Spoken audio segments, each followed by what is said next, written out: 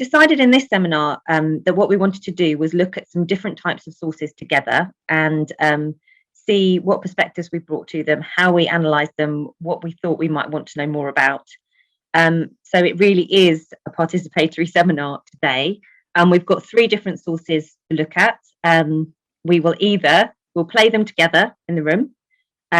If we decide to go into breakout rooms, we might have 2 breakout rooms. I'm going to leave that up to Mike, who is the controller for breakout rooms today.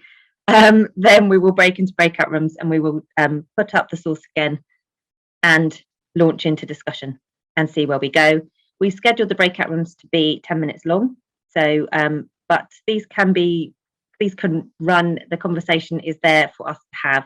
Would like it to relate back to the source, but it could also relate to other sources you would like to see, or what other more information you'd like to bring, or hearing what other people have and their perspectives are on those particular source materials. I think as well for time, what we'll probably do is often in these sessions when we've had breakout sessions, we'd do a little kind of introductory round robin of who everyone was. We might not have time to do that and get through all the sources. So I think when you first speak in the breakout room, or if we're in the main room together, then just so you can say a little bit about, I'm Mary, I work in oral history at the British Library, and I think that X, Y, Z, which will mean that we do know a bit about where someone's coming from, but we don't then eat up into our discussion time overly. Mike and Tanya and Natalie, have I missed anything out of my introductions? I think so. I think that sounds good. Okay, that's grand. Right, we're going to launch into our first source, which is on me to screen share. So fingers crossed, everybody, that I can manage that. And I will start sharing now. So the source I'm going to show you is actually one for you to listen to, which is an oral history recording, an excerpt from a long life story recording with a fantastic oral historian and social activist called Donald Hines. The theme of all of the clips and sources that we're looking at today is education, quite broadly. What we'd like you to do is to open up your ears and listen to this clip for 2 minutes. I will post the transcript after I've played the clip, so you can then review in text form what's been said and see what ideas spring up as you listen to this resource. Right.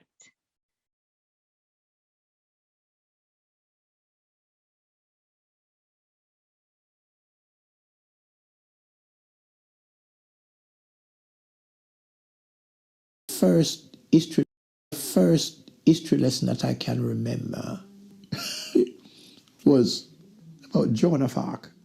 Now, you can question why a boy in the hills of Jamaica, not even in the town, the hills of Jamaica, was studying, but then it was part of the 100 Years' War.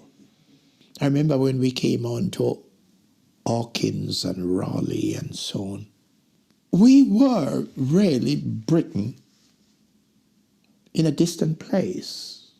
My 2 most read novels, even to this day, was Ivanhoe, Walter Scott's Ivanhoe, and Charlotte Bronte's Jane Eyre. Now, here again, you could question why, but I think somewhere in Jane Eyre, there's a beautiful portrayal of a Jamaican evening. I wonder where the hell Charlotte Bronte got that from. Our reading books were littered with Shakespeare's play. Julius Caesar was in, I think, the 6th form. Slavery was mentioned. Certainly the Morant Bay Rebellion, which is my part of the island, came up and I wouldn't say it's loomed large, but certainly was part of it. It also showed how the English ruled the colonies sometimes with a real iron fist. And one of the things that they didn't beat the drum in the syllabus about it and so on, but as you read, you understand these things, that slavery was abolished in 1838. And let's just take it up to the end of the century, 1900. We produced people like Marcus Garvey, Bustamante, these were people born in the 60 years to end the century who became powerful men in the early part of the 20th century. So that was Donald Hines. He was talking about his schooling in the 1940s, and he was interviewed 2012 to 2014 by Robert Wilkinson. I can post some links into the clip if you want to hear, into the chat if you want to hear the whole thing. It's a great interview. And I also need to give a shout out to a brilliant researcher called Io Oluyemi, who selected and edited this clip as part of a tour of the library highlighting Windrush stories. And you can listen to the whole tour that Io put together, and another of our colleagues, Korontama, and they've just been released today celebrating Black History Month. So I'll put those links in. But without further ado, I'm going to ping the transcript of the clip into the chat. And then, Mike, are we breakout rooming or not? If everybody is happy to stay in the single room, let's give that a go. I think this could work. Great. Okay.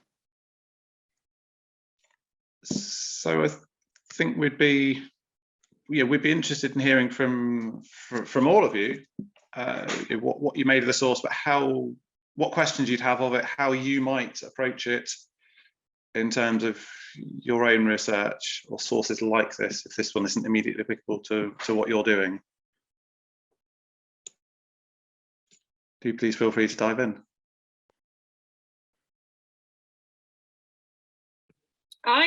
Sorry. Oops. I always like to add visuals to things and illustrate what people are saying, and anything, in any way I can, really. So I don't know, it's a silly thing, but I'd find some book covers of the books he's talking about, maybe add those in just to kind of, add some kind of other visuals. I mean, it's great to listen, but also I think that might be nice. Maybe find some old book covers if possible, from when he's talking about when he read them, kind of bring that to life. But I thought it's great. It was a great piece. What did you think it brought to, or questions it brought up for you, Maxine, about the idea of education? About how subjective it is, about when he's only questioning it now in a way, isn't he? When the strength, you can hear the strength in his voice questioning this, but at the time when you're a child, you can't do that. You're powerless to question these things, and you're just thrown into the world, aren't you? So I think that was what it brought to me, but that he feels comfortable now to question that, so that's a positive. But yeah, I suppose the empire, it's such a big topic, isn't it, colonialization. But also when he was saying about, that they ruled with an iron fist, that's quite dark. I think that's really interesting. I think who else has anything? What would you be expecting someone to be learning about in Jamaica in the 1940s? Fergus, go for it. Well, I mean, I missed the introduction, so if I'm going off on a wrong tangent, forgive me for that. We like tangents. I mean, what struck me about it was two interrelated things. His opening factor, he's a boy in 1940s Jamaica, and he's reading Walter Scott and about Ivanhoe. Now, I'm a big fan of Walter Scott for all sorts of reasons, as you can possibly pick up from the accent as well. But what struck me about that was the notion of relevance of education. People I worked as a teacher for a while in Eastern Europe, as language teacher in universities in Eastern Europe, and people learn better when they see the relevance of what they're being taught, and particularly young people switch off if they don't see the point of it. I have a daughter, so I hear that all the time. What's the point of learning this, Dad? So I thought that was really interesting. And then from a slightly different perspective, but it related, oral history, you get a direct connection to someone. Now, in my own work, I collaborated with a linguist looking at historical Scots, the language, not the people. And the British Library has a collection of oral recordings made by a German linguist of prisoners of war. And they are fantastic, absolutely fantastic. And I managed to track down the great-grandson of one of the people who was recorded. And he heard his great-grandfather's voice and he had never had any interest in family history and military history in the First World War, but hearing his great-grandfather's voice, and it was literally, he was reading a passage from the Bible, but hearing the voice was the direct connection there.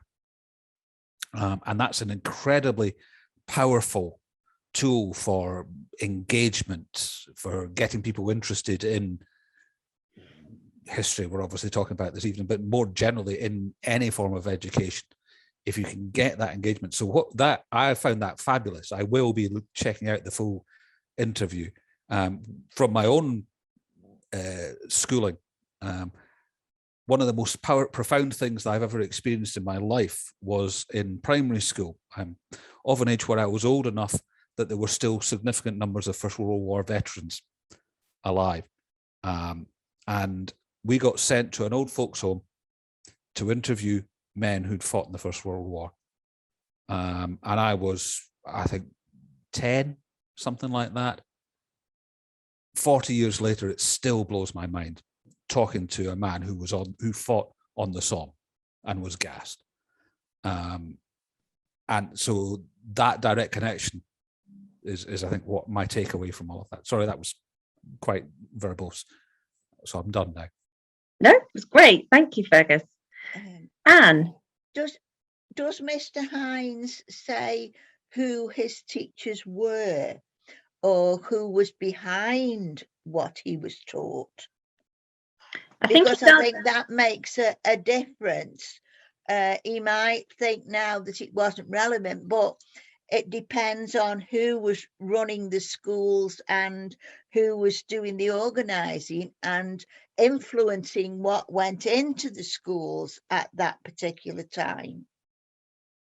I think those are fabulous points, Anne, and I think lots of people within their oral history recordings, if they're asked about education, will pick out particular teachers, and I think that's really important here. What I love about this clip is he is commenting on why was I learning this, but he also says my most read novels to this day are Ivanhoe and Jane Eyre. So it's quite interesting that he's saying was it of relevance, but I did really enjoy it. So I think that's quite an interesting thing. I think it's unfortunate that it's picked literature as the topic, because literature is such a universal subject. I know there is English and different, but I mean, I'm an absolute a fan of Shakespeare, and I think everybody in the world ought to learn about Shakespeare. But when you come to history and other topics, then that can be even more focused on the wrong type of information for the children regarding the relevance. Sorry, I'm not very coherent tonight. That's all right. Thank you, Anne. Kira, I can see you're wanting to jump in. Yeah, there was one line that I thought was really interesting where he said something like, we were Britain in a faraway place. And I think it's quite important to remember that the man who's speaking is a highly politicized person. But it's interesting from the point of view of construction of identities, I guess, because one thing that a lot of people who are part of the Windrush generation say whenever they give testimony is that they felt British, that was never something that they questioned. And so if that kind of education is kind of ubiquitous within like the Caribbean during that period, then I don't know, it's kind of, that's part of their identity that they all share. It's a shared education, right? And it is relevant in that sense, I guess. I think what's also interesting is if I monopolise this completely and added more oral history sources, we've found lots of testimony in the sound tours, which you can listen to, where then people arrive in Britain and people go, well, where are you from in Africa? And you speak English. So they've been steeped in this kind of British education system, and then they arrive in the mother country, and it's a very different experience. I'm going to go to Sophie and then Tanya. Sophie. Hello. I have to admit, one of the things that really came to mind for me, and this is, I guess, probably the reason why I've approached it in this way, is in a previous professional life, I used to be an interdisciplinary cancer researcher where we look at different scales of action. And one of the things I find particularly useful about this, which I think also echoed quite a lot of what Kira was just saying, is this sense of like a multi-scale layering that's coming through in that oral history piece that you just played, in the sense that it's quite relational. You sort of see at a small scale him relating to where he talks, I've just got the text up in front of me, about his own situation within Jamaica, that he's not from the town but from the hills. So in that sense, you have quite a sense of the man, I think, as a child in terms of where he was from in Jamaica, but then also how at a much wider scale that's sitting within the wider landscape of kind of global sort of relations and of course sort of wider sort of empire. So I think this one for me is quite interesting on a number of levels, and one of the things I would, as well as listening to the rest of it later on, I'd be really interested to hear some of the other voices within this collection. Partly to sort of see, I guess, how representative is this perspective on the communities that were actually there in Jamaica as a whole, and also whether the items that are in this particular bit of the oral history collection at the BL, how much you can actually group them into almost little sub-communities within areas of the Caribbean, within that sort of Windrush collection.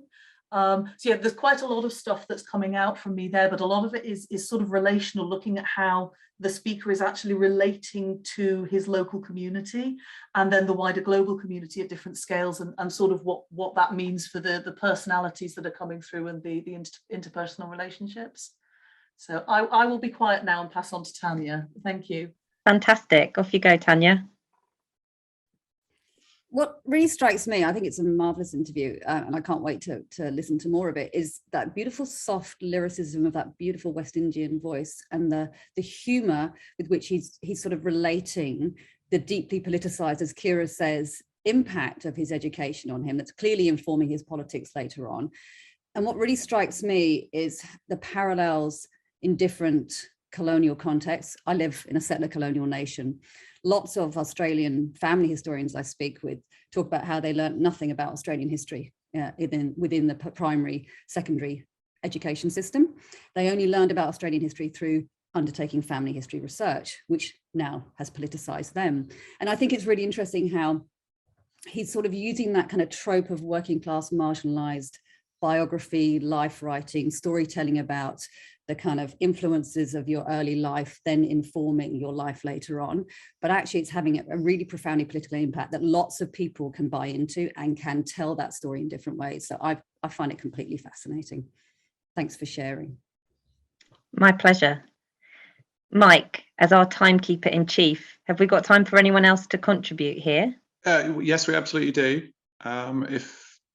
If no one else is waiting to jump in, I will say something, but I will defer to anyone else from the participants if they do want to. Sarah looks like she would like to, so please. Sarah. Yeah, hello. My background's quite different, so I'm a linguistics student. So from my point of view, that's really interesting because I'm studying sort of English dialects, and so there's a lot of talk about multicultural London English, for example, which is the sort of common dialect you hear in the East End of London, which has a lot of influence from Jamaican, for example, or it has influence from a lot of different backgrounds. So hearing these voices is really interesting to compare them to voices that we hear today and voices that we hear in younger generations today, to see which bits are coming through and which bits are retained in London speech today. So it's a really interesting clip. Thank you. My pleasure, and thanks for coming along. I think that's our first sociolinguistic addition to Historians Collaborate seminars, so that's even better. Thank you. Mike, I'm going to pick on you because you said you had something to say.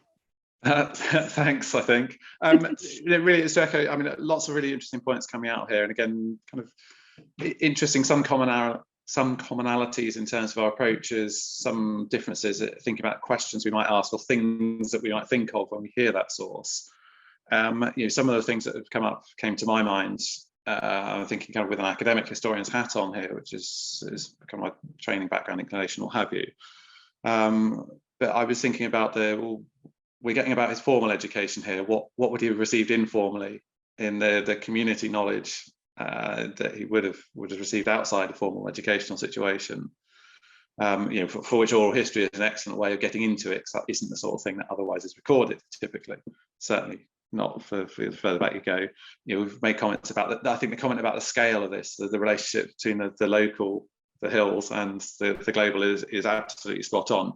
One of the things that brought to my mind was the academic debate between Bernard Porter and John Mackenzie about how far the absent-minded imperialists, how far those in the metropole, so those in Britain, knew about the empire at the late 19th century into the early 20th century. One arguing that everyone knew about it, was everywhere, it was inescapable, and the other saying actually it was a fairly small subset, middle class education that knew about it. To most people, it just wasn't relevant. Most people in Britain at the time, in a day-to-day kind of impact on life. But flip that on its head, what's going on overseas in the colonial territories? So again, some really interesting things about how much they know about their own past background through formal education versus what they've been provided here. Final thing was, we talked a bit, Tanya, I think you mentioned about kind of the class aspect. Actually, my question here is, well, he mentioned the sixth form. How many people in Jamaica at this time received a sixth form education? Does that tell us something possibly significant about Donald Hines that we should bear in mind when we think of the question, I'm sorry, I didn't jot down who said about how representative is he, but that's absolutely right. So some questions that triggered. And I think a further question there is that you may have been from a particular class background within your colonial context, but what happened when you moved to Britain? And for a while, Donald was bus conductor. So I think there's lots to be said there. Jane, you switched your camera on. Does that mean you wanted to contribute? Which is wonderful if you do, but I'm not going to force you if you don't. Sorry, it just means I've stopped eating. Did you want to add anything as well as perhaps to watch me eat? So, although I would echo kind of a combination of what Sarah and Fergus said, that the thing that, although I was trying to pay attention to what he was saying, his accent drew me in, and the oral history collection that I've used most often in my own work, I'm a family historian, is a collection called Cumbria Speaks, which is a small project that recorded the sort of biographical conversation with elderly relatives in the part of Cumbria that my family came from. And every time I hear someone speak from that collection, again, I lose track of what they're saying because I'm just drawn in by the accent, which is the way my grandfather spoke, the way my grandmother spoke. They're gone now. And people there don't really talk like that anymore. And it takes you back to a time that's gone. And that's like Fergus said, talking to somebody who was there draws you back. Hearing someone talk takes you back in time in a way. It's time travel. Oral history is time travel, and it's a beautiful thing. And I'm so focused on that I can barely concentrate on the content of what they're saying. Probably end up with the transcript to really take that on board. It's just the accent is so dominant in what I hear. I think what Donald also does is that he says he draws you in as a listener because he directs a question at you, which is I think that shows he's got a very good oratory background. But I think that again is another thing that invites you in to listen, which is why that clip is I find very affecting each time I listen to it. Fantastic. Anyone else got anything else to add on that? What else would you want to look at alongside it? Apart from some other oral histories, which has been mentioned by a lot of people and makes me very happy from my position at the British Library that you might all be listening online or coming in, but there are other sources out there. I think you were saying, Maxine, you were saying at the beginning you'd like to see some visuals of some of those textbooks and other things, which I think again brings a different dimension in. And if I was more skilled at producing audiograms, that's my first ever audiogram, then maybe I would do that next time. So I might call on you for help, Maxine, next time. Yeah, that sounds good. Anne. Just going on from the visuals, yeah, great about the books as well, but to emphasize the difference, perhaps videos of actually where he lived and the actual place that he lived, and that would make a contrast between what he was learning from, you know, sort of formal British type point of view to the type of place in which he lived, and that might make the contrast and show people that how, and make question how relevant it was what he was learning. I think that could be a fantastic, I can see that in my mind's eye, Anne. That's really helpful. Brilliant. I think almost everyone has had a chance to speak, so we might need to move on. But thank you, that's a great start to the session. Is there anyone else who wants to add anything there? Amy, Victoria, Sue, you've just joined us, so I think I'm not going to pick on you because that would be really mean. Is there anything you'd like to add, Amy? I mean, I could, but I'm not going to, because I just think we should move on. I'm not going to take up space, so I'm just happy to listen in the first place. Okay, brilliant. Right, I'm going to share the next source, which has been prepared for us by Elsa Churchill from the Society of Genealogists. And so I'm going to share the screen, and it's two documents side by side, and Elsa's presented us with some information about these documents.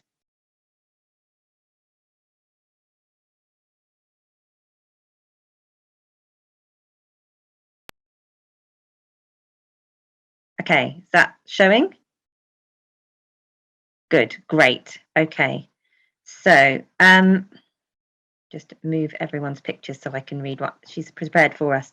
So these are papers from the Teachers Registration Council, which are available online at part of the Society of Genealogists digital collection, and also on Find My Past. So the Education Act of 1899 made provision for the establishment of a register of teachers, and the Teachers Registration Council was set up in 1902. So we're looking at early 20th century documents here. Quite a world away from 1940s Jamaica. The register was not well received by teachers, and the council was withdrawn in 1907 and not brought back again until 1912. At that point, the Independent Board of Education, the Teachers Registration Council, issued lists of teachers, but registration was voluntary. And as neither the Board of Education nor local education authorities used it for selecting candidates, it was not universal. So you didn't have to register, and then this was all abandoned in 1948. So we've got two entries from different things here. We've got the directory, and we've got the Schoolmasters Directory, and we've got the Teachers Registration Council. So the registers chronicle the careers of teachers who registered with the council and include the name of the institution where they trained and the details of the schools where they taught. So the records covered teachers who started their careers from 1870 to 1848, and they've got 100,000 people are listed, and half of these are women. And they contain lots of information about their careers. The records provide the teacher's name, the date they registered, their professional address, their attainments, so what kind of education they've got and what kind of qualifications they've got, and their experience. So Elsa has picked out for us, she's picked out for us two pieces of information that relate to this chap, William Arthur Hubbock. So if I can You can see he's here and he's this bit of registration. He's got this bit in the directory here that I'm circling. So the Schoolmaster's Yearbook and Directory, which is this one on the right, provides a directory of masters in secondary schools and people connected with secondary schools. And it lists the kind of education societies and other attainments that the person holds. And the Society of Genealogists holds lots of these records, which is why Elsa has been able to pick them for us. So here in the two documents, you can see that William Arthur Hubbard registered with the council in 1915. Here he is here, June the 1st, 1915. The register entry gives more information about his qualifications than noted in the Schoolmaster's Yearbook. So you can see this is a much shorter entry here, with very little information compared to the Teachers Registration Council. We can see that he worked at the Liskeard High School in Wallersley, Cheshire from 1916, and he's still there in 1929. So it would be also interesting to find out about him in the census, and you could look at him in the 1921 census and see other information about him. So we wondered, Elsa wanted to pose the question, why would he want to register himself with these two organisations? Why would, are you surprised here that if you look at them, he doesn't have a formal university education. So he's got some training in teaching, but he also hasn't been to university. And why might that be the case? Why would a teacher at that point not necessarily have a university education? Why this one is only a schoolmaster's directory, this one on the right, and apparently there was a schoolmistress's directory. And if you were working on some family history or thinking about the school history, why would these be of use? And I'm hoping I've done Elsa justice by reading out the information in that way. I'm going to leave them up because I think it's quite helpful to still have them there. Anyone want to jump in? Well, I was trained from 1964, and if you were in grammar school then and you were a woman, it was, oh, go to training college or be a nurse, and it was what you were directed to. If you wanted to do something else, you went to university, and it didn't come in till the year after I finished that they had a degree course at the teacher training colleges. So that's probably why you wouldn't have a university education this far back. That's really helpful. Thank you, Anne.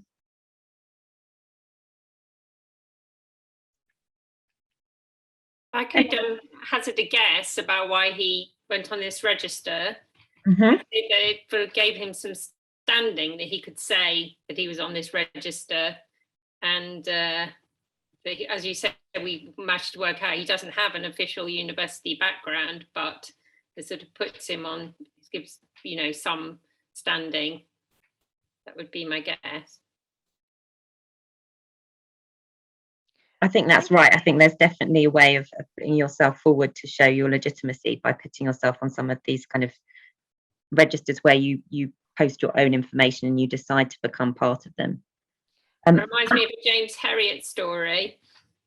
One of the vets who wasn't a proper vet, but he had some letters after his name. And James Herriot says he managed to figure out after a while it said the Kennel Club. That's what it stood for. It also depended on your education as to what you could teach.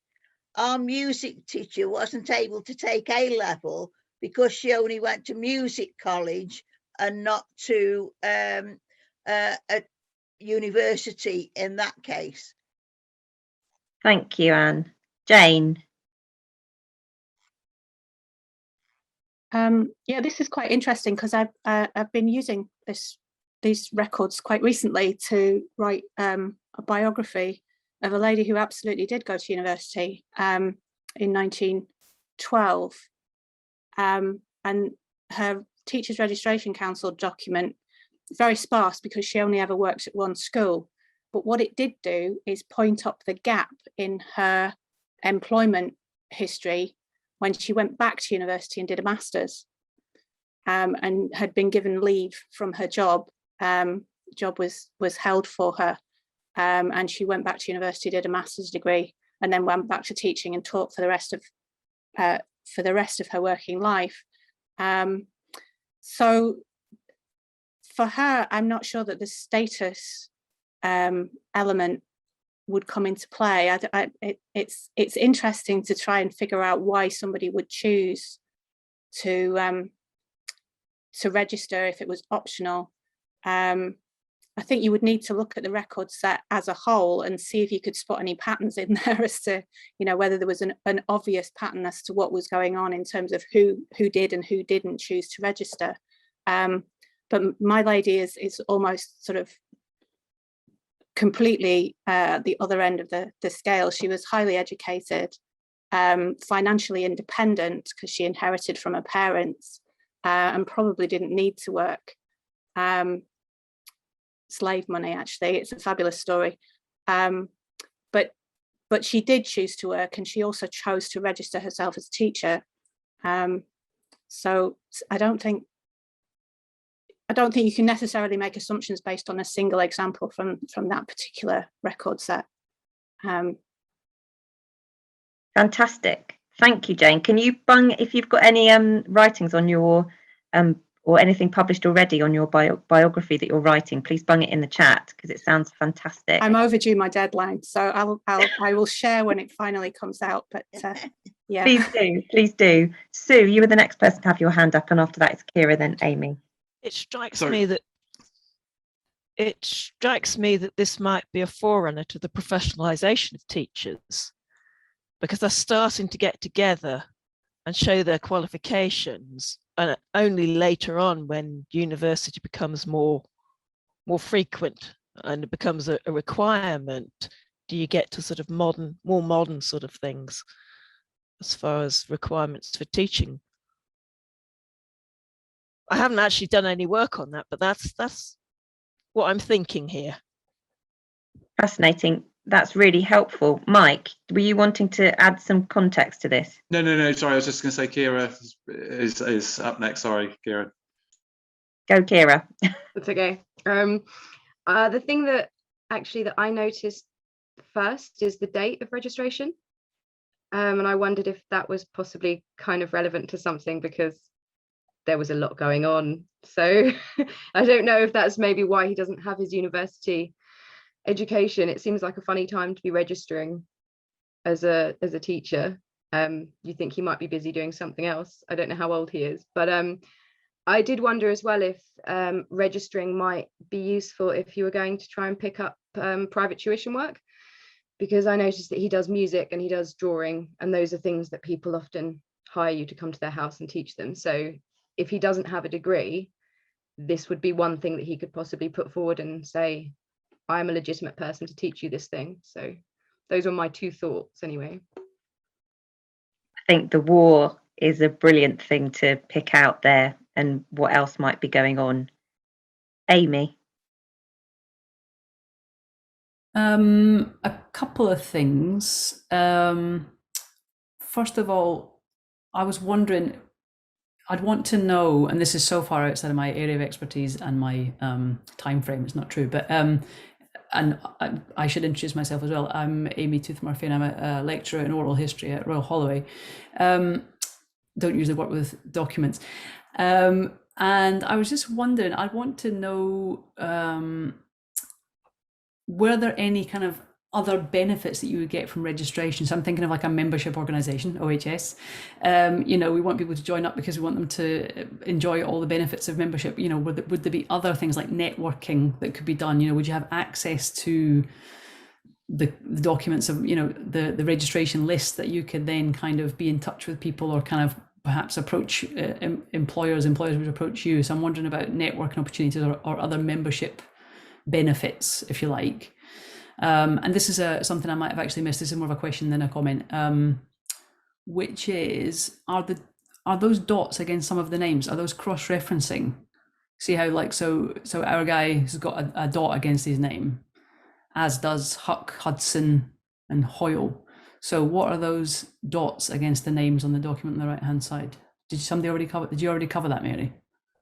I don't think so, and I don't know the answer, but someone here who has done more genealogical research may be able to help us there. But yes, I think the dots that are in the document as printed. Yeah, so I was wondering, is that to illuminate something else that they're kind of, as presumably there's a legend that would tell you they're maybe registered elsewhere, or they have some kind of extra information or something like that. So I'd be curious to see the whole document so that we can see what it says on the legend about why these people have got dots against their names, because it's not that they have any kind of greater, it doesn't seem like they've got any greater significance, because some of them have got, less writing than others. So I don't know if it doesn't seem hierarchical, but I'd be curious about what it was. Brilliant. I definitely have the same question, but sadly not the answer. Natalie. I just wondered, well, firstly, I wondered what his background was. What was he doing before he was teaching, and what kind of social economic background he came from? So I'd want to dive into the census and try and find him before 1915. But I also wanted to know whether there were any other teachers from the same school registered, and what they were teaching, and whether he was teaching a mix of all of these different things, which seem quite to a certain degree a bit diverse, teaching hygiene and teaching music at the same time, or whether there were other teachers with similar overlaps. And I kind of would deep dive down that rabbit hole, I think. That was it. Absolutely. I think if Elsa's able to join us later, asking how you may use these digitized records, if they're word searchable, to cross-reference who else was teaching hygiene and where else they were and what other qualifications they had, and then also looking at the particular school environment too, I think would give a very different view into the idea of education than a clip like Donald's, which is about the experience of receiving education. So I think those are really exciting points, actually. Anyone else have anything else they'd like to add into this discussion?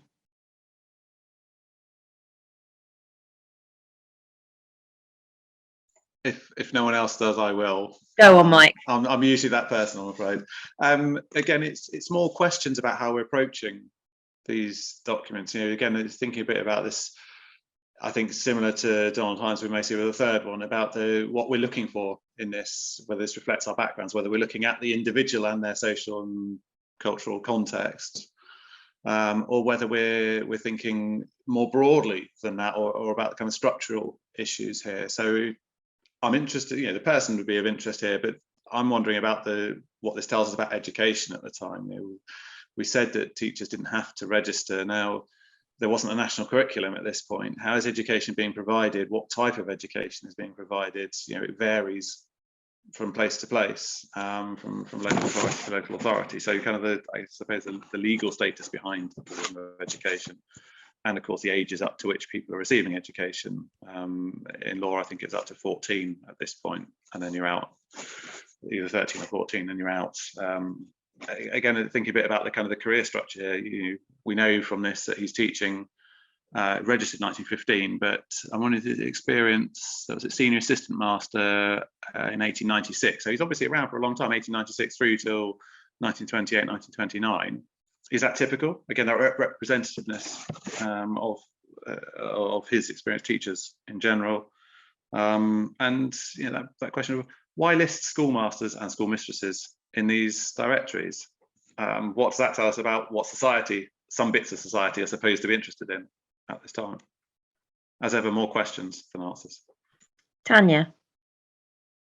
I just to follow up on what Mike says, I'm really interested in the gendered aspects, and it's really interesting in these moments where, you're presented with sources that you would never ordinarily use, and I haven't used in, my 20-year plus career, how we do slip back into the backgrounds within which we've been framed. So I am interested in that kind of tease where I think Elsa said, that their women are registered. I want to know much more about those women. And of course, so many family historians are always searching for more details of women because they're much, much harder to find in these historical records. So I think this is a tantalizing area, and why it sounds like Jane's work is so important here. It's, you know, we need to be alerted to the utility of these sorts of sources and what they might reveal for all sorts of researchers. So fascinating. Thank you. Anne.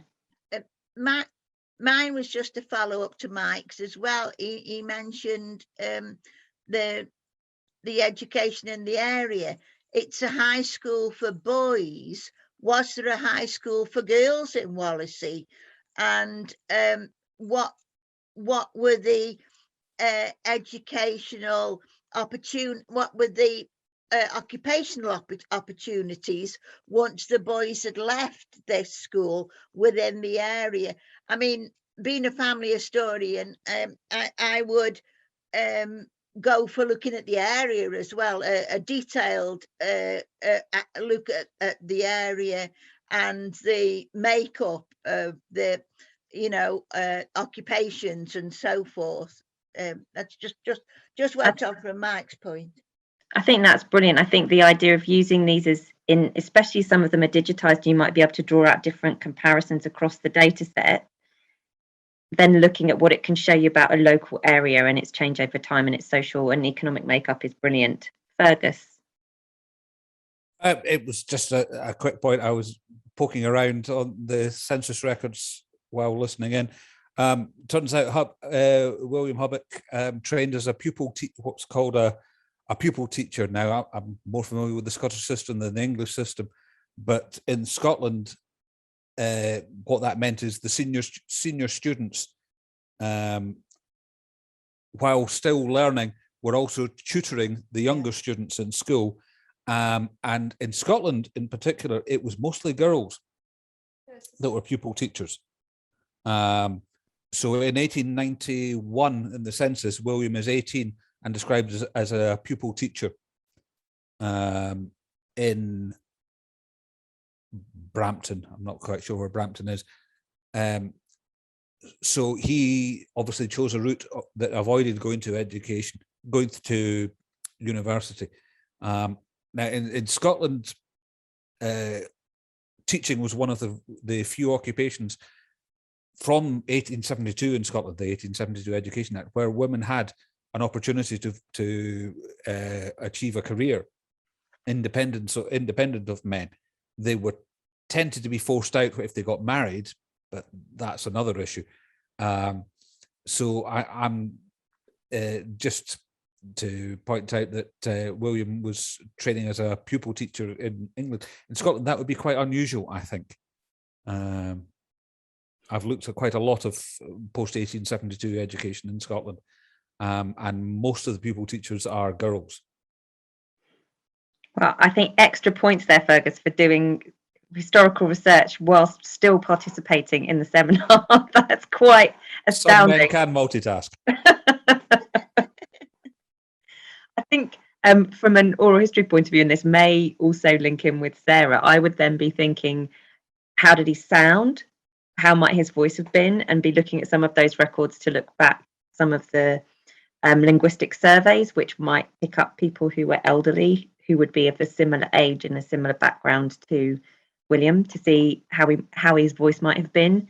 And also if there's anyone who might have remembered being a pupil in that school, because again, that would give another interesting layer, but that shows completely my bias as a person working in oral history archives. But I think that would add another interesting layer. Well, I'm quite impressed with us so far. We're managing to get a huge amount from very snippety small bits of much larger sources, which and I think that's really exciting, actually, having a chance to really unpick these things which may well be out of our comfort zone, and this is far from my comfort zone, so that's good. Sue. I noticed that there's training at the Chester Diocesan Training College, and I'm wondering if there's a connection to the church there, with church schools and things.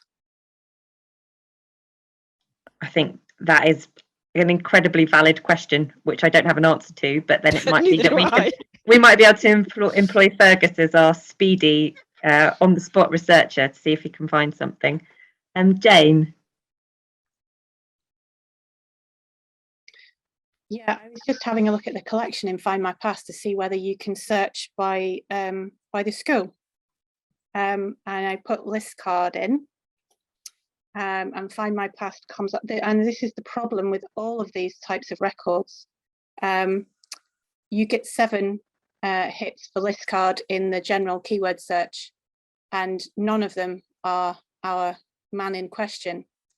So although list card is written quite clearly on that record, if you search the whole collection, you don't find that record. However, you do find 7 other individuals who are all have list card written in that field.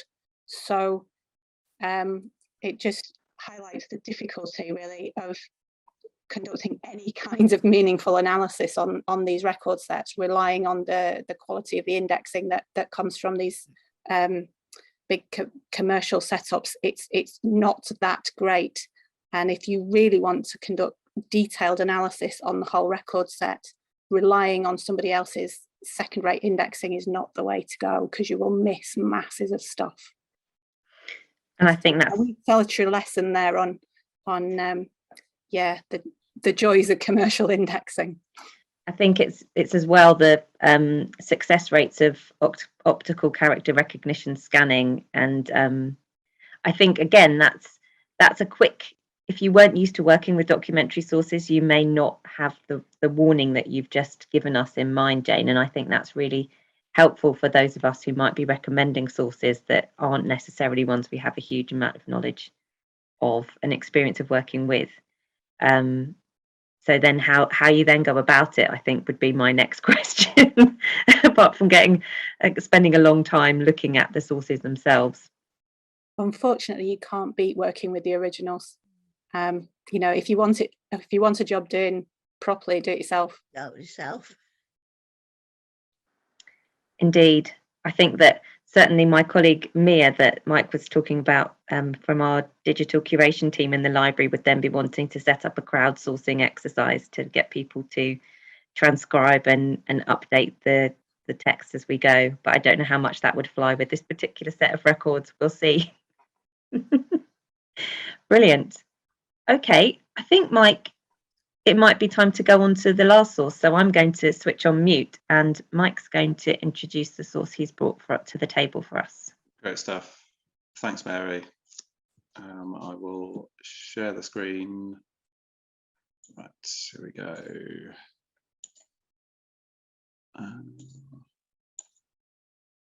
Okay, hopefully you can all see that. I see some nodding heads, thumbs up. Okay. I'm not going to give you any context at the moment. I would like to say what you see. Can you tell me what we are looking at? Anybody, please?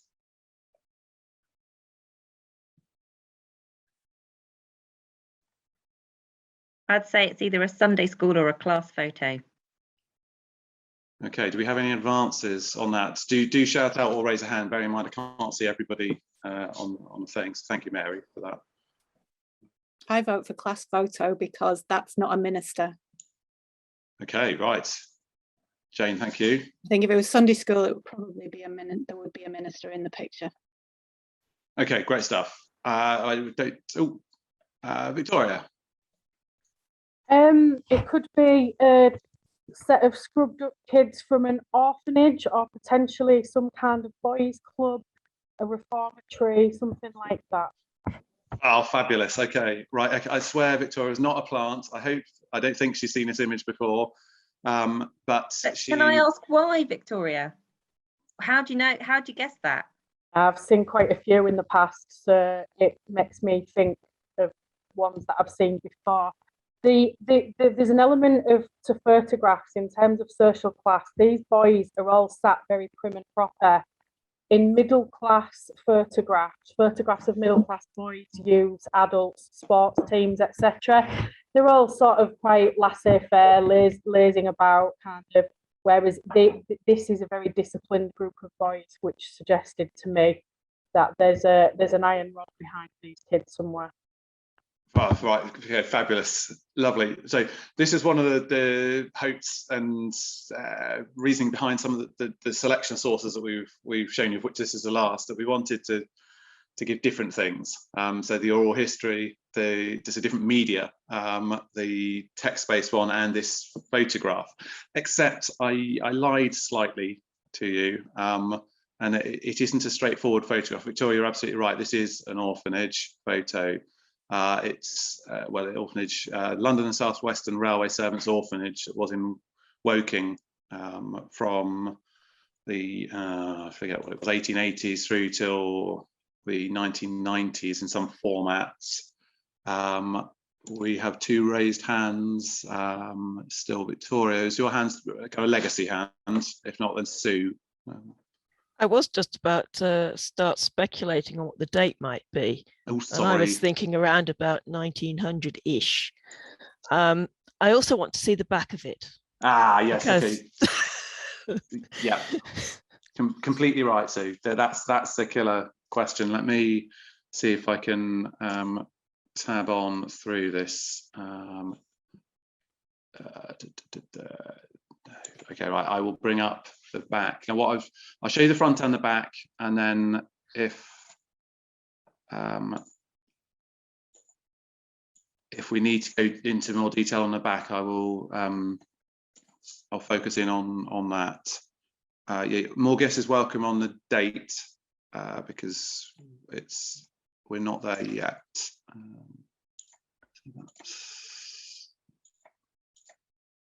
Oh, that's not what I wanted to share, sorry.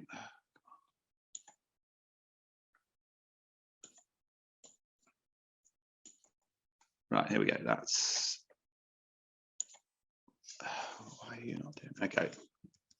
Right, here we go. So back, it is a photograph. It's a real photo. So photograph that's been taken and printed onto postcard backing to be sent. The message on the back reads, I've deciphered most of it.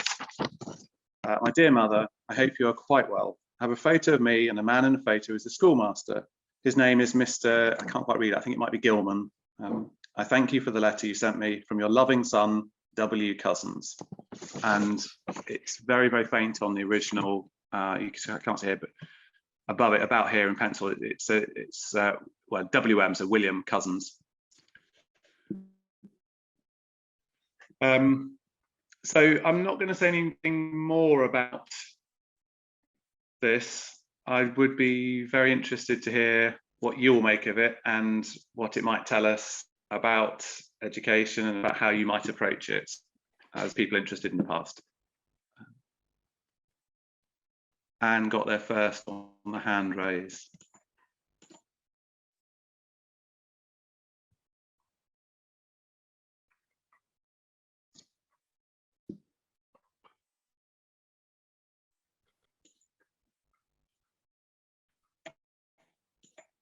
Oh, sorry.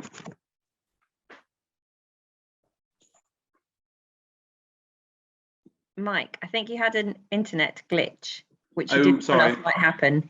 Yeah. Who did you want to call on to speak? Sorry, I can see Anne had her hand up. Sorry, I thought it was just me not being able to hear. Apologies, it's you couldn't hear me in the first place. Anne. Sorry, I think I was muted. I was just saying, because of the aeroplane on the postcard, I would perhaps think it was going on towards the First World War rather than a bit earlier than what I thought it was. But because of that aeroplane, I would think that. I don't know. I mean, just an idea. Yeah, you're right. It's as far as we can date it, because it is undated. It's sometime around the time of the First World War.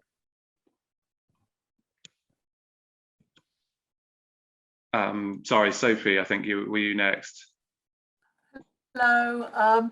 Yes, actually, I guess one of the main things that came to mind, other than obviously wanting to sort of analyse what all of the boys in that shot are wearing, because there are a couple of different styles of dress, aren't there?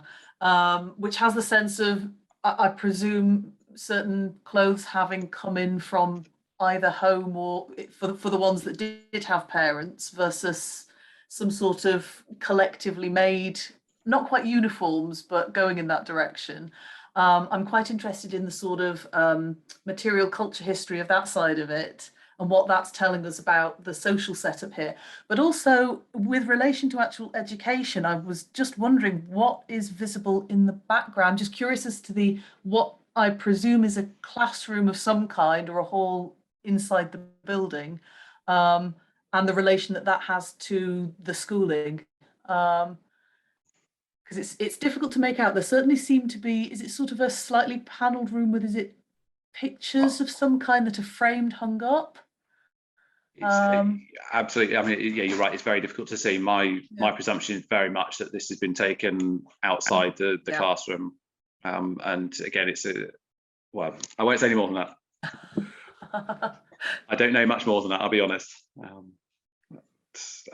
Tanya, possibly. Thank you, Sophie.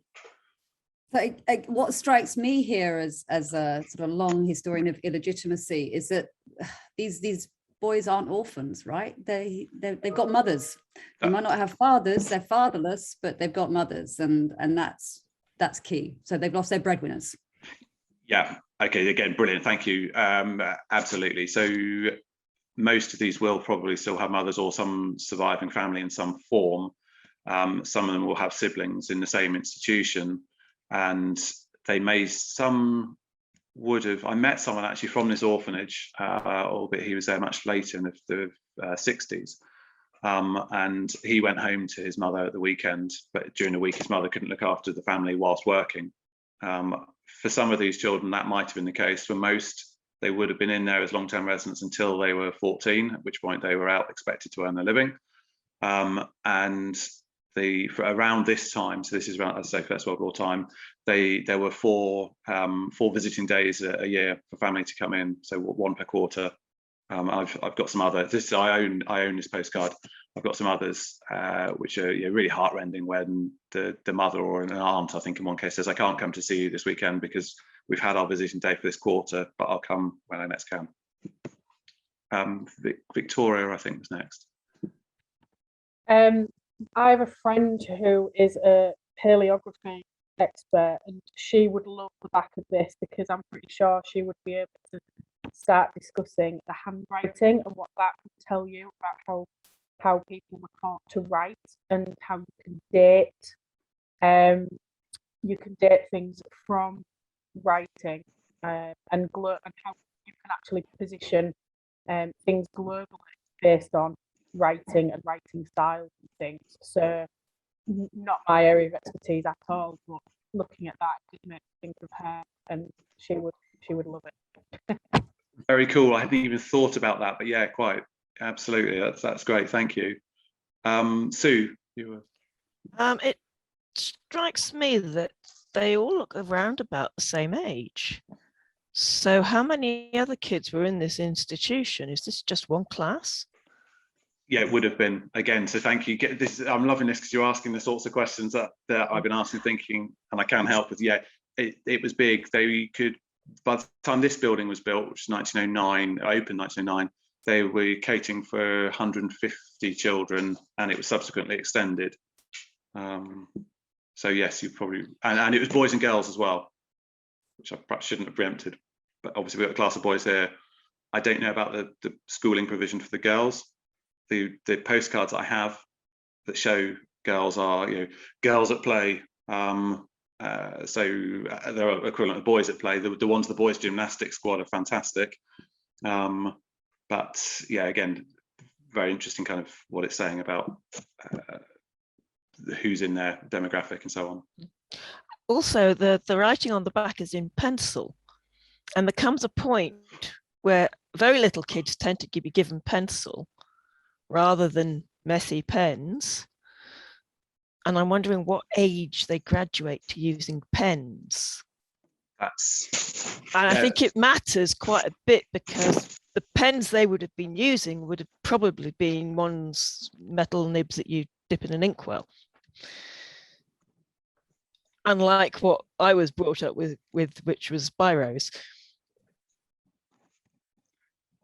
Yeah, okay, absolutely excellent. Now I bought a small collection of postcards that were sent to and from the orphanage at around this time, some of which are dated, some of which were sent. There's no address on the back of this. So my speculation is that there was another sibling in there, and that perhaps the communications home were bundled up into a single envelope to be sent.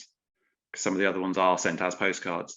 I must go back to the other postcards and see pen versus pencil. I hadn't even thought of that. Wonderful. Thank you. Natalie, I think, was next. Sorry, I was wondering if there was any rhyme or reason to their clothing. It just looked like some of them were wearing the same clothing and others were wearing like there's almost like groups of clothing. You've got the boys with the particular white collars, and then you've got the guys with almost like polo crew cut necks, and then the little chaps with the suits. And I almost wondered whether that was distinguishing anything or whether it was just chance and that's what they had. But it almost looked like there was a group together, and it made me think, oh, are they in the same class or studying the same thing or segmented in some way? Great questions. I don't know. I'd love to say that this represents the internal stratification of what their fathers did on the railway. So the scruffier ones were the labourers, and the smarter dressed ones. I can imagine a railway doing that, enforcing that level within even the orphanage. But that's a cynic in me. Yeah, great question. Thanks, Natalie. Sarah, I think you were next. Yeah, I'd be really interested to know the sort of the geographic, I'm not sure it's the right term, sort of catchment area for the orphanage. So where they've all geographically come from. So if it is an orphanage based on the profession of the fathers, then potentially they could have come from all sorts of different parts of the country or quite a large geographic area to this orphanage. And I guess that would impact then on perhaps when they could see their remaining family as well, and those kinds of questions. So yeah, again, brilliant questions. I know for this one, so this one only took children of workers for London and South Western Railway. It was when it's sometime later in the 20s or 30s that it was open to all railway companies. So it would have been a fairly tightly, in relative terms, tight geographic spread on this one, which would have been basically out of Waterloo in London down towards the south coast and down into Devon and Cornwall. So still quite large, but unlike there was another railway orphanage in Derby, which took children from a much wider catchment. So there was a third orphanage, which was in Crewe, which was a slightly more tightly focused one. Big spread of dialects and accents in that would be really yes. interesting to hear the mix. Yeah, definitely, thank you. Maxine, I think, was next.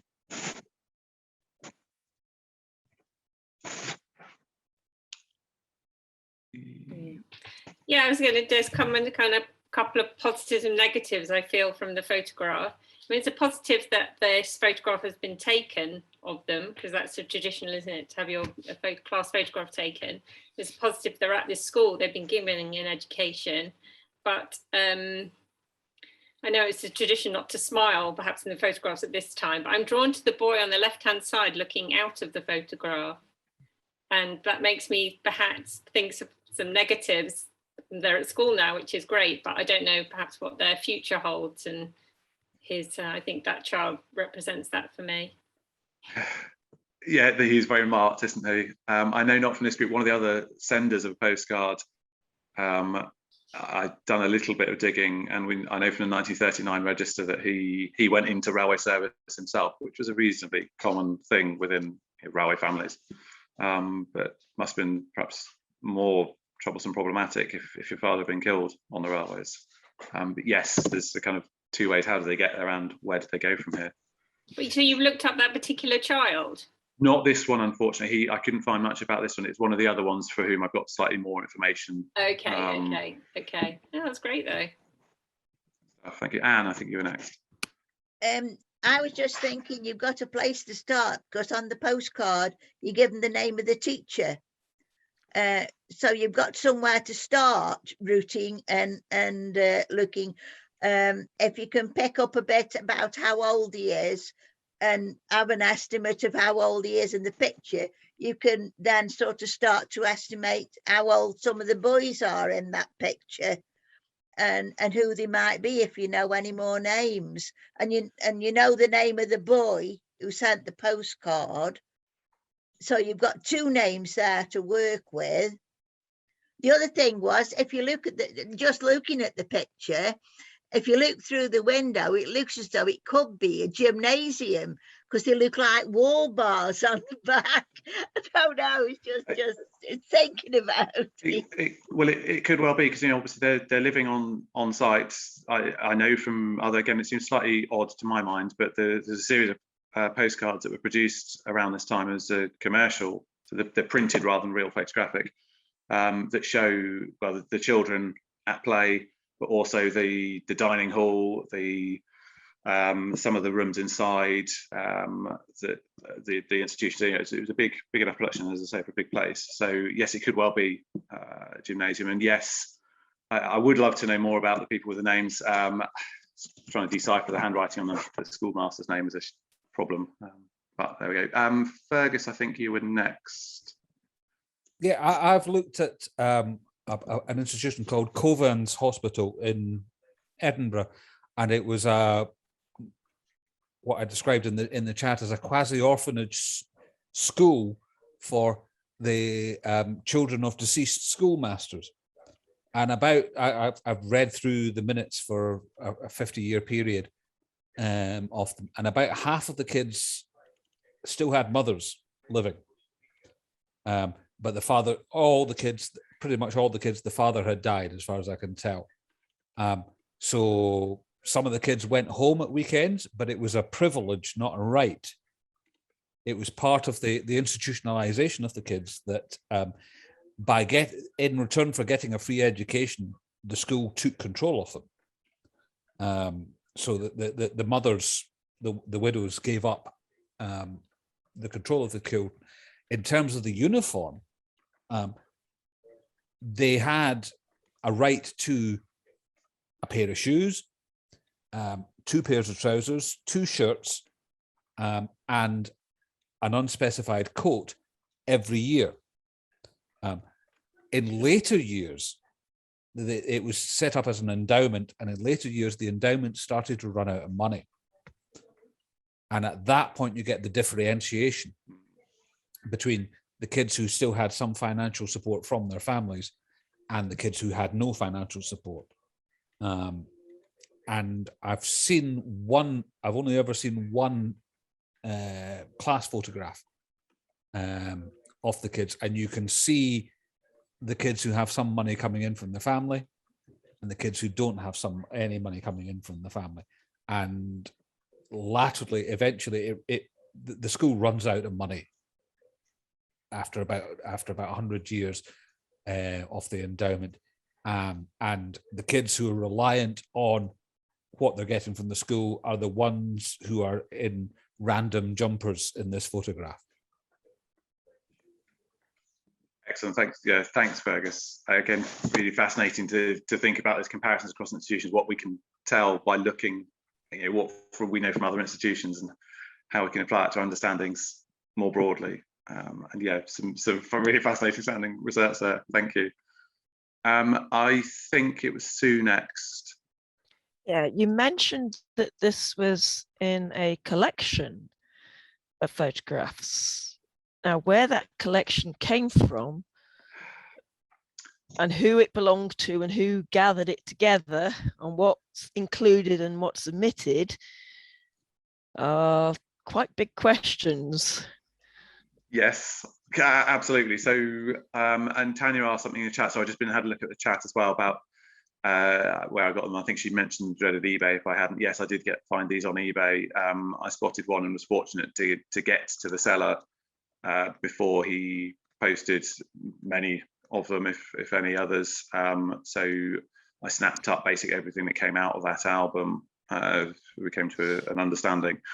And to be fair to him, he was really helpful, really good, because he sent me a whole bunch of others that he said, well, they're not really of interest. I wouldn't be able to sell them, so you might as well have them. But thank you very much. Sadly, I didn't get the album they were contained in. I think he'd already stripped it out at that point, which is heartbreaking. So again, the whole lot together, because exactly so as you say, they've been kept for a reason by, it was one of the other, I don't think quite know how she got to it. It's one of the other children who went through the orphanage, who also had a brother in the orphanage, but she's also had some cards that were clearly, as I say, sent outside the orphanage, but also sent into the orphanage to staff. So there's a really interesting mix of material that's come. I mean, it's only, it's probably a clutch of 12 or maybe 14 cards, so it's not a huge sample size. But you know, obviously that flow of traffic is very interesting. I picked up a few other cards from the same orphanage from similar sorts of time as well that weren't part of that collection. So yeah, the process of kind of an archive coming together, the collection is very important. Yeah, and that you're now creating an archive of your own. Yeah, of which I'm all too conscious. I'm slightly dreading the fact that at some point, you know, something's going to have to happen to this when I'm not around to give it a logic in my mind, and I don't know quite what that is because it doesn't have any logic to anybody beyond me. Anyway, apologies for that. Thank you, Sue. Amy, I think you're next. I'm going to show my kind of leanings towards discourse analysis and literary stuff here, because I'd be really curious to look at this postcard along with other postcards to see, because there's not a lot of emotion in the postcard, right? And that's sometimes because kids write really boring postcards, and sometimes because somebody's looking over their shoulder. I'm wondering to what extent is this a homework exercise, a writing exercise, a kind of a disciplinary exercise you will write to your parents, and to compare the stories that come, the postcards that come from the family and the postcards that go out from the school. You know, is there a sort of a template that all the kids are supposed to say, "My dear mother"? Is this an exercise in learning how to write to people? You know, that kind of thing. So how much is this happening in free time, and how much is this happening as an assignment? Brilliant. Yeah, I'm with you on the discourse analysis on this one, and where the emotion figures. I've flicked through to the back of the card again because in some way, from having had a look at the other ones and the messages, there isn't a template, and you do get emotional responses. That sometimes it's a bit perhaps of me reading into it. Sometimes I think you can see it in the back of this one. I didn't read the kisses that were liberally strewn on it. I saw those because they're quite faint, aren't they? And there's some over even on the left hand side over the kind of over the stamp. I saw them just faintly in the background, which I thought was quite a nice little touch on the end. Like, where can I fit in the kisses around this?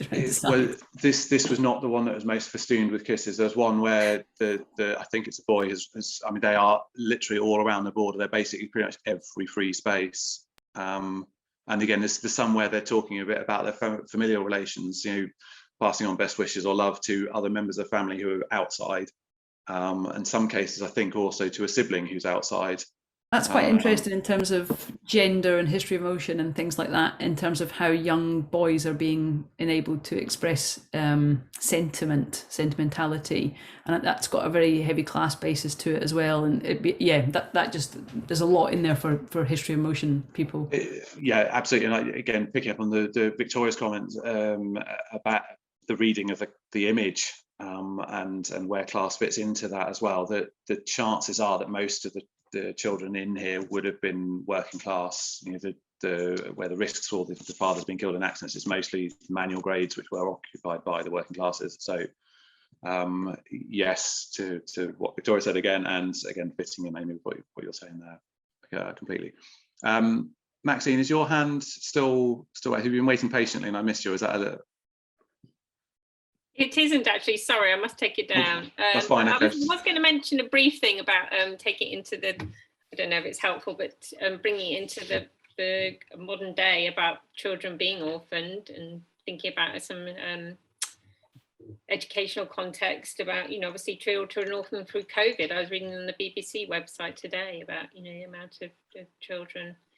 So it's not you know, it's not a subject that's going away, isn't it? It's quite a universal subject, and children, Afghan refugees here and so on. Many of those have been orphaned. Sadly, yes, absolutely. Anne and Natalie, I've seen you got hands up and come to you in a second. Just to say that we are approaching time, and it might be nice to do some wrap up comments and so on as well. But before we get there, Anne. It's only a quick one. Just looking at it, would the postcards have been delivered by the staff to the parents? Because there's nowhere to put an address on there. On this one, there isn't. As I think that this would have gone with a sibling and been put into an envelope and sent. On others, they have been sent postally. Thank you. So. Natalie.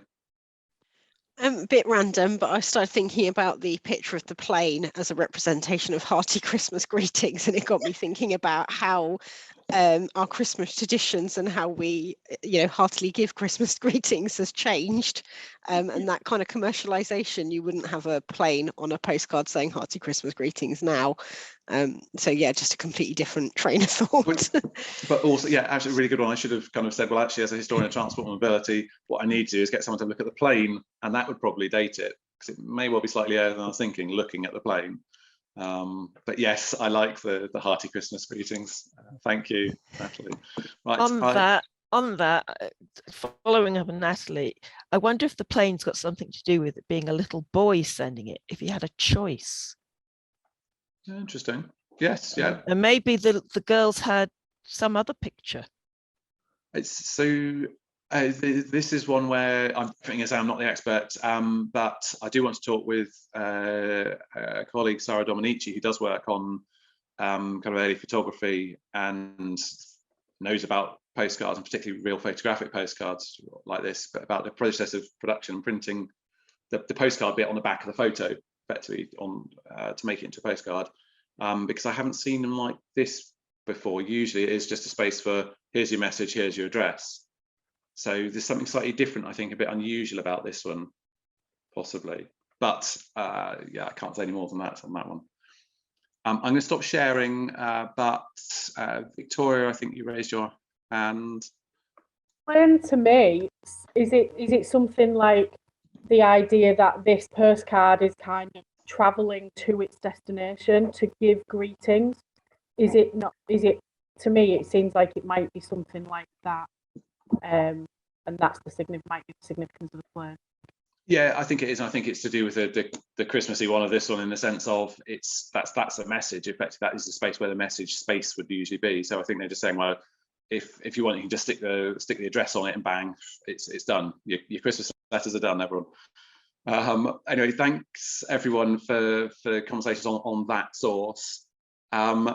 Mary, is there anything, or any of the others who are convening, what have you, facilitating?